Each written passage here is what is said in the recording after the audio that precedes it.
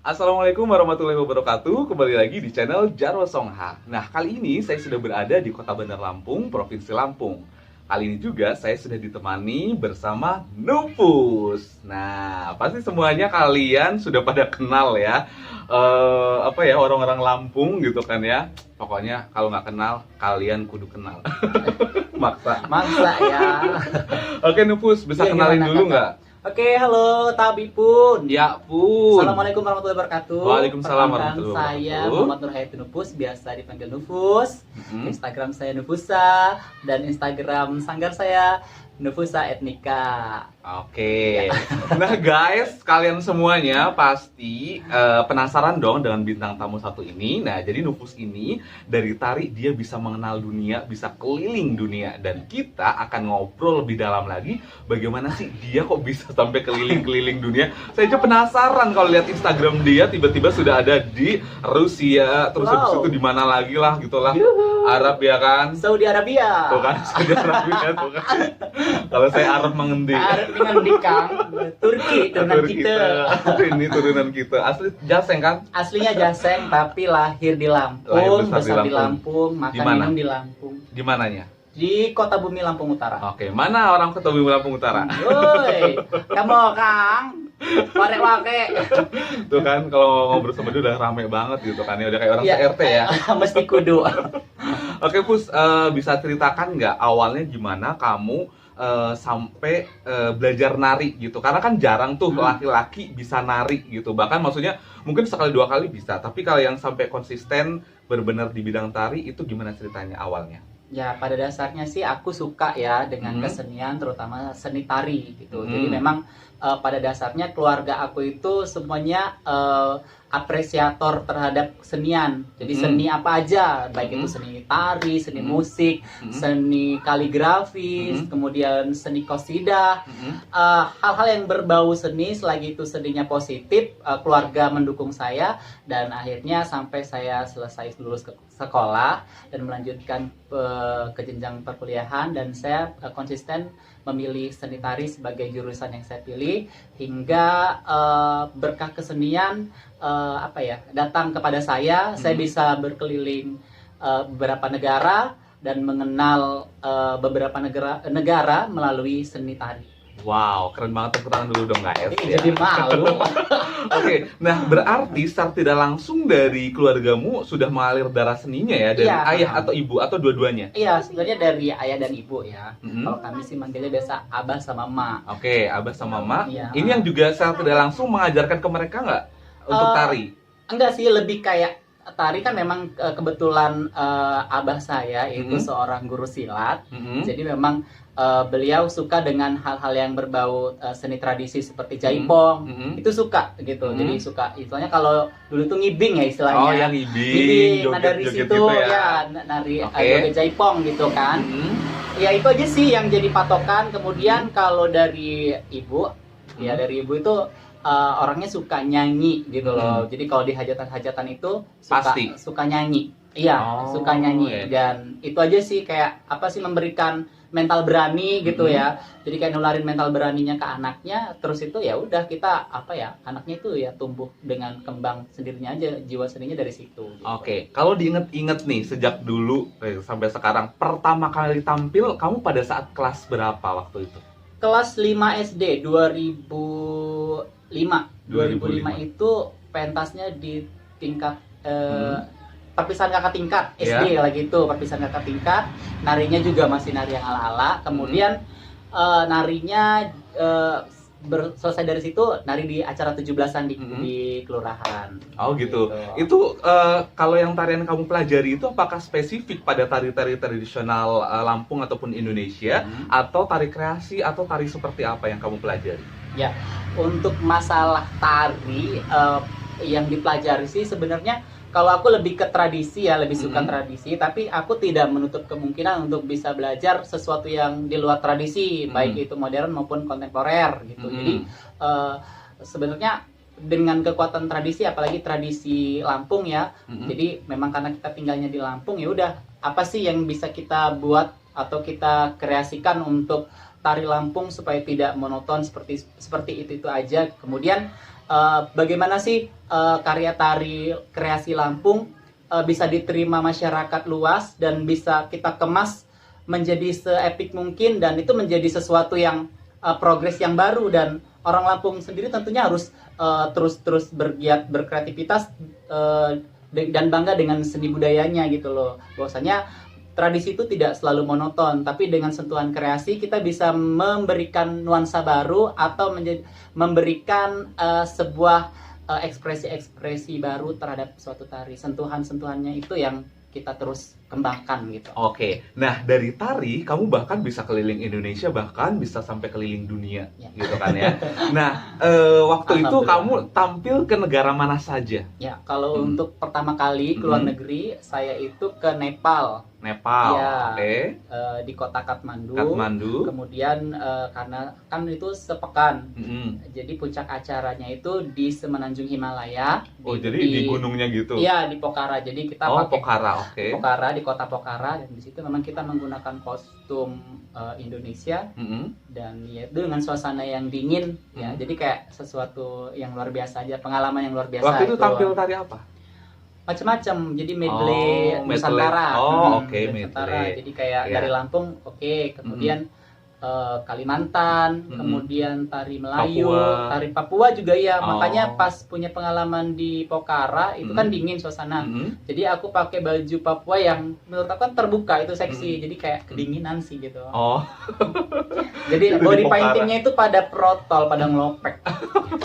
Karena memang di Pokhara itu kalau aku baca-baca di literatur memang daerah wisata juga kan di situ kan ya. Jadi banyak turis-turis mancanegara yang otomatis secara langsung melihat ya kan.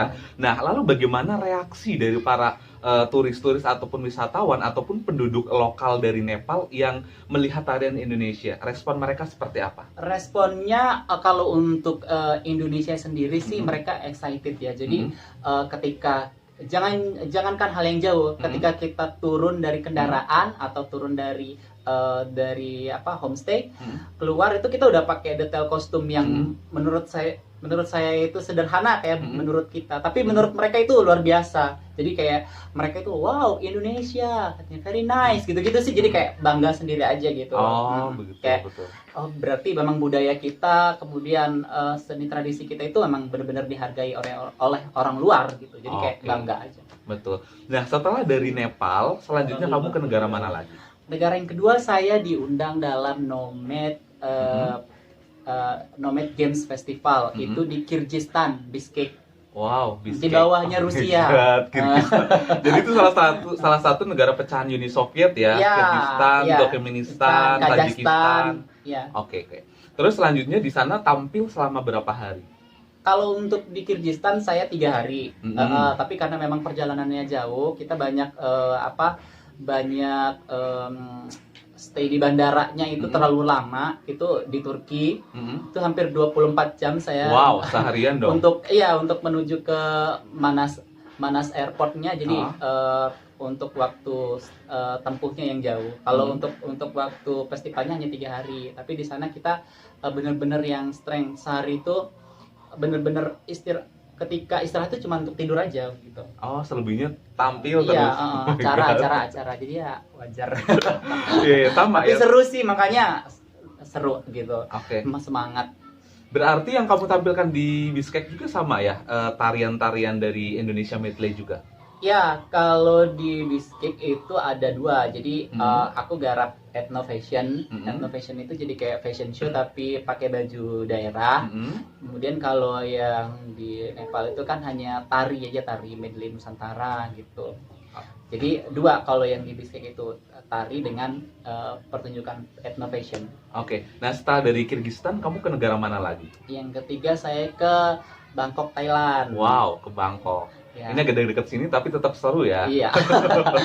Karena kan vibes-nya pasti beda gitu. Tiap negara itu punya keunikannya masing-masing. Kalau di Bangkok tampil berapa lama? Bangkok seminggu. 1 minggu juga. Pejguri, tapi itu adalah kegiatan universitas yang memang punya jurusan art ya. Jadi di sana seru banget.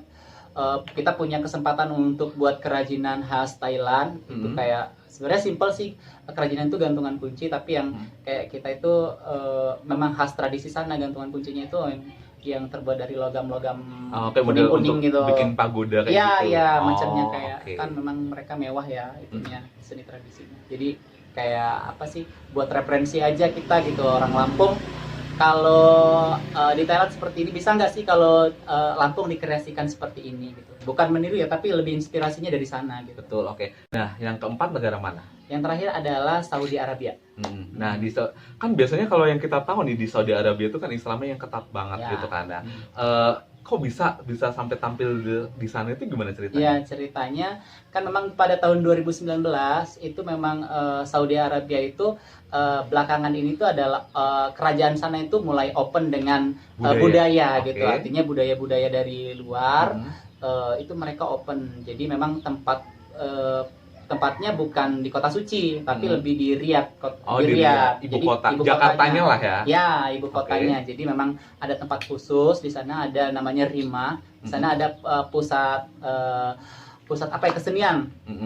Jadi kami di sana itu namanya King Abdul Aziz Festival serta Camel Festival.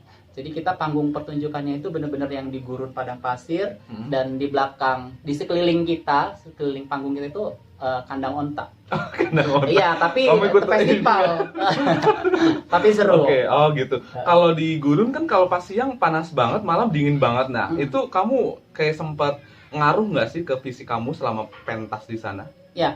Kalau berbicara gurun, sebenarnya kalau mindset kita yang belum pernah ke gurun ya, itu kan panas, terus terik, aus gitu. Ternyata di sana enggak. Yang namanya di gurun di Saudi, yang ketika aku rasain ya, itu memang terik, intensitas matahari itu bercahaya gitu ya, tapi berangin gitu loh. Jadi kayak kita dikasih cahaya, terus anginnya banyak semilir gitu. Nah, semeriwing gitu. Jadi dingin sebenarnya, nggak masalah. Oh, gitu. nggak masalah. Jadi nggak ada masalah ya? Nggak ada masalah. Tubuh, ya? Paling ya itu aja, kita jaga kesehatannya dengan konsumsi jangan telat makan, dan biasanya sih standby susu ya di hotel itu. Saya hajar susu gitu. Oke, susu beruang. Enggak. Di sana susunya susu murni. Enggak, kalau di sini kan biasanya susu bir brand. apa? Iya, betul kan. Kayaknya berat ya 10 hari di sana bawa bir brand. Oke, nah Hus, kan selama kamu di sana tentunya kamu bertemu dengan berbagai macam suku bangsa, Iya, ya kan? benar. Nah, tentunya kamu mempelajari juga dong bahasa ataupun budaya-budaya mereka gitu. Ya. Nah, apa yang membuat kamu berkesan atau yang kamu pelajari selama di sana bertemu dengan mereka?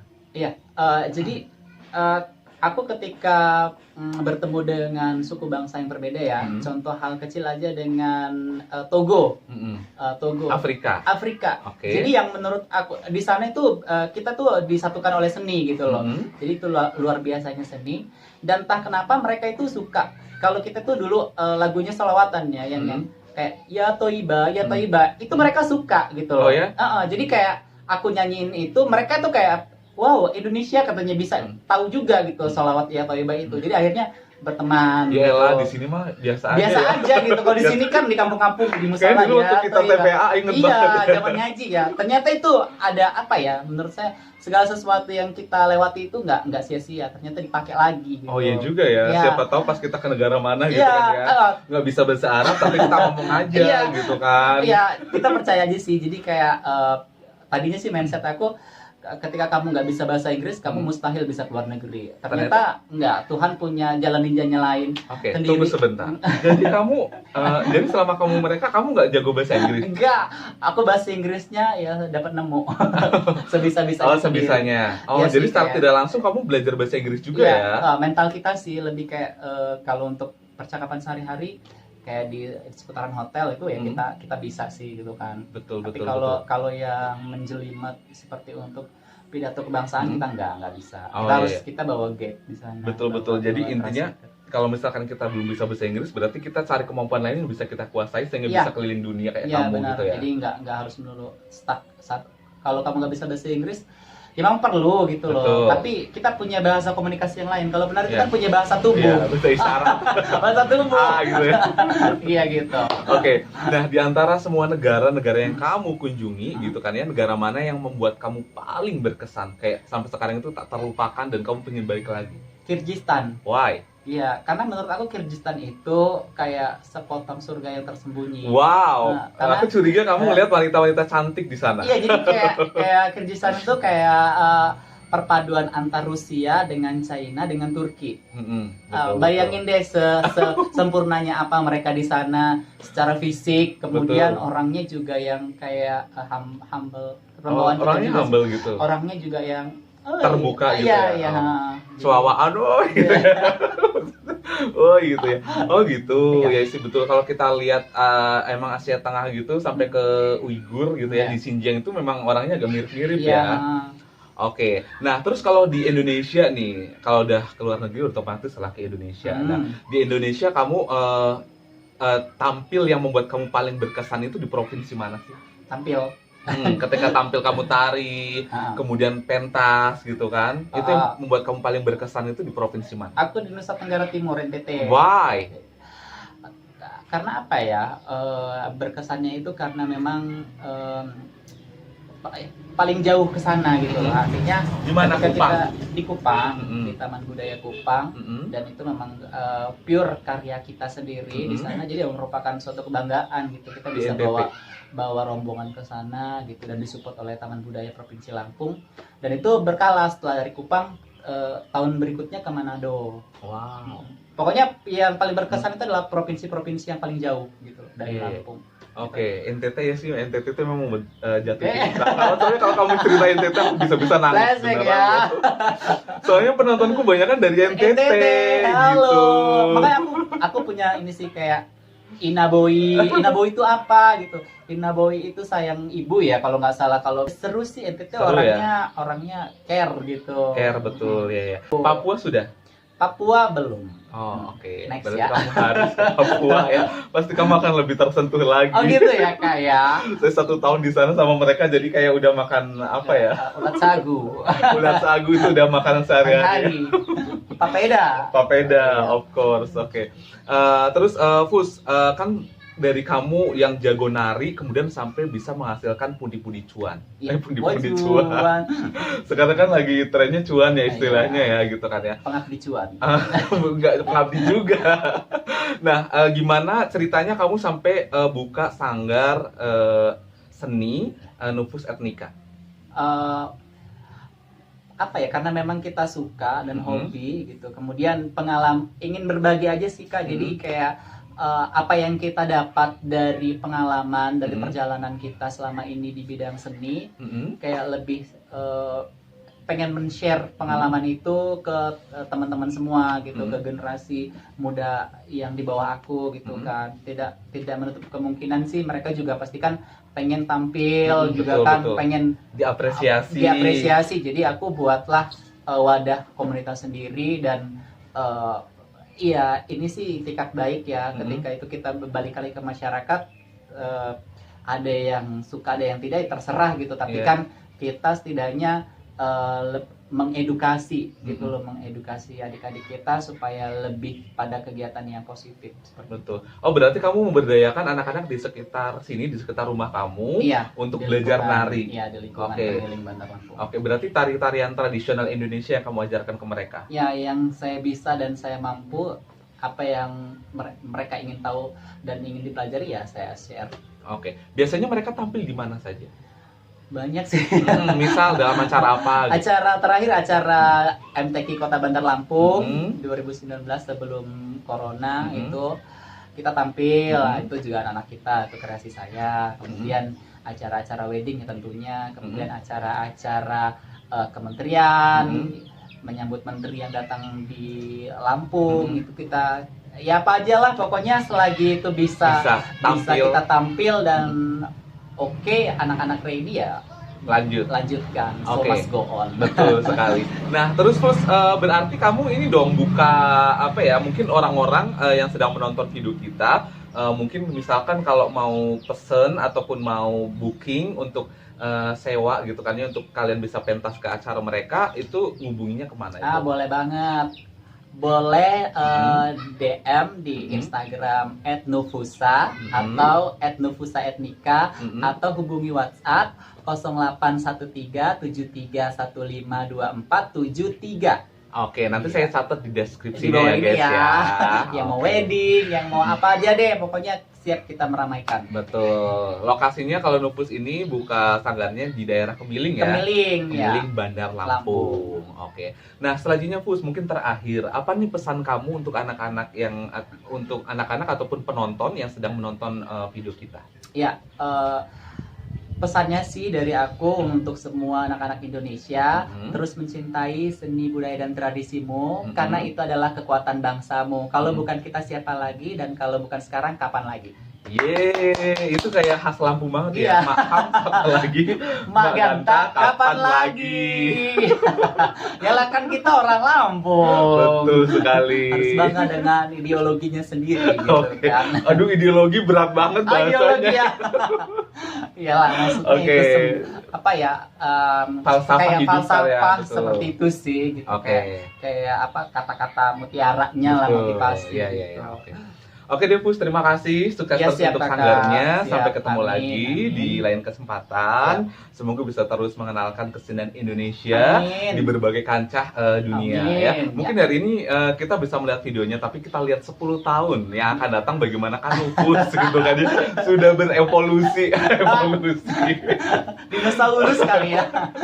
Sudah terus ada perbaikan di sana dan di sini. Oke. Amin. Ya. Oke, Pus, terima kasih ya sekali Siap. lagi ya. Oke. Oke deh guys, terima kasih sudah menonton video kali ini. Semoga video kali ini bisa menginspirasi Anda untuk terus berkarya dan terus berbuat sesuatu. Sampai jumpa di video-video berikutnya. Jangan lupa subscribe, like, dan komen channel Jarwo Songha. Assalamualaikum warahmatullahi wabarakatuh. Dadah.